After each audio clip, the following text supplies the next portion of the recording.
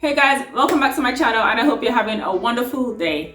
If this is the first time watching my video, welcome, join the family, subscribe, you're welcome. Oh, I said that already. Well, please subscribe. And if you've come back to watch more videos, thank you for watching more and more. I really appreciate you guys. And I hope you enjoyed this video. So guys, today I wanted to do a quick tutorial on a UPart wig that I just made, which I have on right now. So the UPart wig was requested because I was trying to make this look, which is my fake leave out method, but I was trying to do my fake leave out method with a UPart wig instead of a sewing like I did in my previous video. If you watched that video, thank you so much. And if you haven't watched it, go back and watch my fake leave out method video. I wanted to buy a UPart wig, but then I thought to myself, I had bundles and I could probably just make one.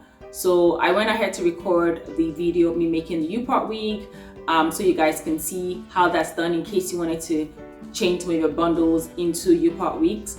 And then I used the UPart wig and my fake leave out method to get this complete look. So this video is going to be a two-part video. The first one of me making the UPart wig and the second part of me doing the fake leave out method. So for this UPart wig, I'm going to be using hair from Ali Grace. I have their loose wave hair, 3 bundles, 20, 18 and 16 inches. And I already used this hair in the past, so I just washed it and decided to reuse it again. And here I have my lovely mannequin head. Please ignore her, she's been through a lot. But I'm going to be using a dome cap to make this UPart wig. The dome cap was a bit on the larger side, but to be honest, I think it's safer than it being a bit too tight. And I went ahead to mark how far back I wanted my part to be. I think I ended up with about 4 inches. Now for the hair itself, you just have to sew in the weave on the dome cap. I started with the longest length, which was the 20 inches, and then I worked my way up to the 16 inches. I ended up using all of the 20 and 18 and about 3/4 pack of the 16 inches. When I'm sewing my hair, I like to go underneath the weft and underneath the dome cap in this case. And I also tried not to cut the weft unless I absolutely had to. I just flipped it over and just kept on sewing the rest of the hair. So I continued to sew this on until I got to the front of the hair. As I got to the front of the hair, first I just wanted to make sure I had the parting properly marked out, and I put some guidelines as to where I want the U part to be, and also just a bit of a guide for me as I was sewing the hair and coming forward, because I wanted it to land very neatly in front. The center portion is what I'm going to cut off, and then for the rest of it I'm just going to try to follow the guides that I have put that I have marked up. So I went ahead to sew the rest of the hair coming forward, making sure that I didn't go past the guidelines that I had marked up, as you can see shortly.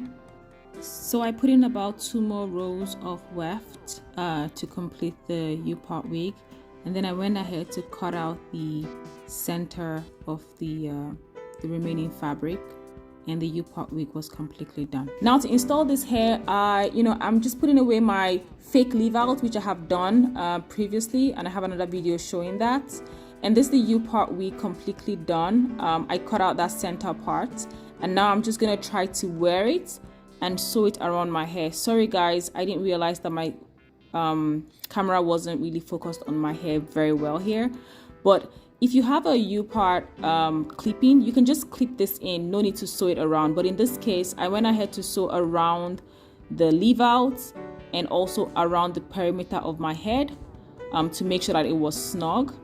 Again, if you have a typical UPart wig that has, like if you buy one that has clippings, you can just put clippings and take this out. But I didn't want to take this out, so I sewed it down on my hair. Sewing it is really easy, especially once you get to the perimeters. You're just making very big stitches, just really to hold it down. You're not even doing anything serious, to be honest. So I went ahead, I sewed it round and round my hair, and sewed it all the way back to the front of the hair, just to make sure that I had the part a bit secure. Something else I did was I was able to use, even this was a straight center part, I was able to lay it in such a way that I could use it for my side C-part wig, or my C-part leave out, which is kind of the look, the pattern I was going for, and it worked out just well, so I was happy about that. Now I'm just gonna blend in my fake leave out with the UPart wig, and I went ahead to straighten this hair. I did all of the straightening off camera though, but yeah, this is how the hair texture looks originally, and then when I use the flat iron, I try to get it a lot straighter for the rest of the video. Alright guys, so that is it. The only thing I did afterwards was I straightened out the hair, of course, because that was a body wave or a loose wave, I think. So I straightened out the hair, so it looks like this. Again, the front of this hair is not, it's not my hair. It's a fake leave out method, which I had shown in a previous video that I'm gonna put somewhere on the screen. But I have another video coming out of a detailed description of this fake leave out method. So when that video comes, you can go ahead and watch it, and it's gonna show you the complete look of this hair.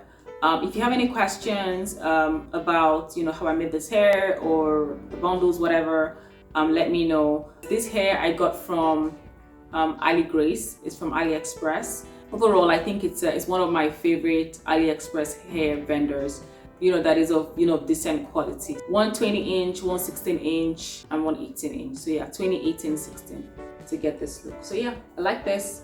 Let me turn around so you can see the full thing.